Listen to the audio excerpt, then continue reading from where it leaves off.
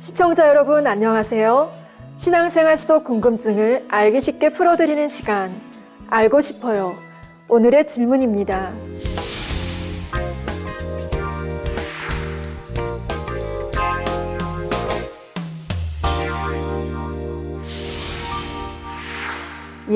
우리 사람의 주 양식은 쌀이나 밀과 같은 곡물인데 어떻게 말씀을 양식 삼는다고 하는지 궁금하신 분이 계실 수 있습니다.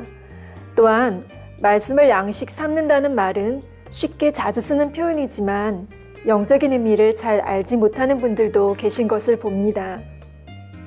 사람이 육의 생명을 유지하기 위해서는 육의 양식을 먹어야 하듯이 영의 생명을 유지하기 위해서는 반드시 영의 양식인 하나님의 말씀을 먹어야 합니다.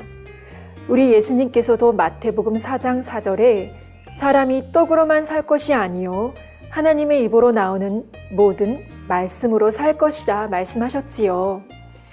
그러면 하나님의 말씀을 어떻게 양식 삼을 수 있을까요? 이해를 돕기 위해 먼저 육의 양식을 먹고 소화시키는 과정을 살펴보겠습니다. 여러분이 배가 고플 때는 기운이 없지만 밥을 먹은 후 소화를 잘 시키면 몸에 힘이 생깁니다.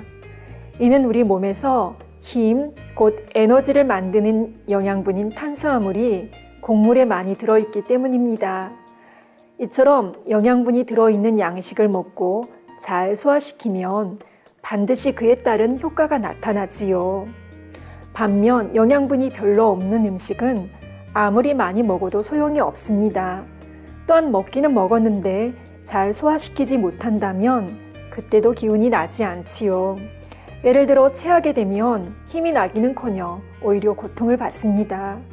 또한 음식을 먹었다 해도 영양분을 제대로 흡수하지 못하고 계속 쏟아버린다면 이때도 힘이 나지 않습니다.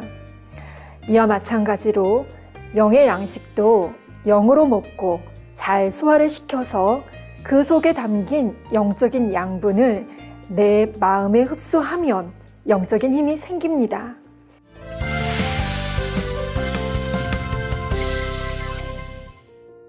예를 들어 데살로니가전서 5장 16절에서 18절에 보면 항상 기뻐하라, 쉬지 말고 기도하라, 범사에 감사하라, 이는 그리스도 예수 안에서 너희를 향하신 하나님의 뜻이니라 했습니다. 하나님께서 우리에게 바라시는 뜻이 무엇인지 명확하게 나와 있지요. 이러한 하나님의 말씀을 내가 안다 해서 이 말씀을 영으로 양식 삼은 것은 아닙니다. 밥을 먹은 후 잘 소화시키면 기운이 나는 것처럼 이 말씀을 영으로 양식 삼은 사람은 반드시 영적인 힘이 난다는 사실입니다. 즉 어떤 상황 속에서도 항상 기뻐할 수 있는 힘이 나며 쉬지 않고 기도할 수 있게 되고 범사에 감사할 수 있게 됩니다. 반대로 하나님의 뜻을 머리로는 아는데 막상 이 말씀대로 살고 있지 못하다면 이 말씀을 영으로 양식 삼은 것이 아니지요. 히브리서 4장 12절에 하나님의 말씀은 살았고 운동력이 있다 했습니다.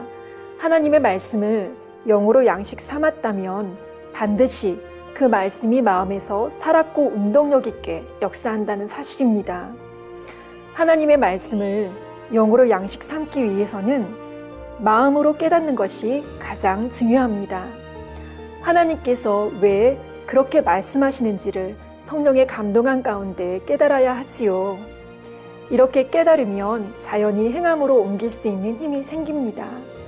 이렇게 하나님의 말씀을 하나하나 영으로 양식 삼는 만큼 말씀에 담긴 영적인 양분인 선과 사랑 진리가 마음에 채워집니다.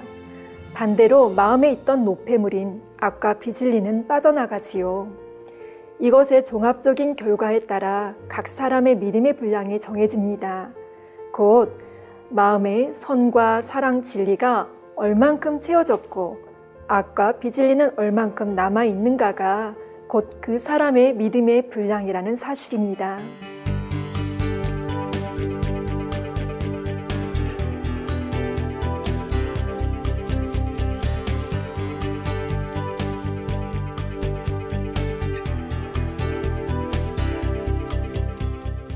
시청자 여러분, 요한복음 4장 34절에 우리 예수님께서 나의 양식은 나를 보내신 이의 뜻을 행하며 그의 일을 온전히 이루는 이것이니라 말씀하셨습니다. 하나님의 아들이신 우리 예수님도 하나님의 뜻을 행하며 하나님의 일을 온전히 이루는 것이 곧 나의 양식이라 말씀하셨지요.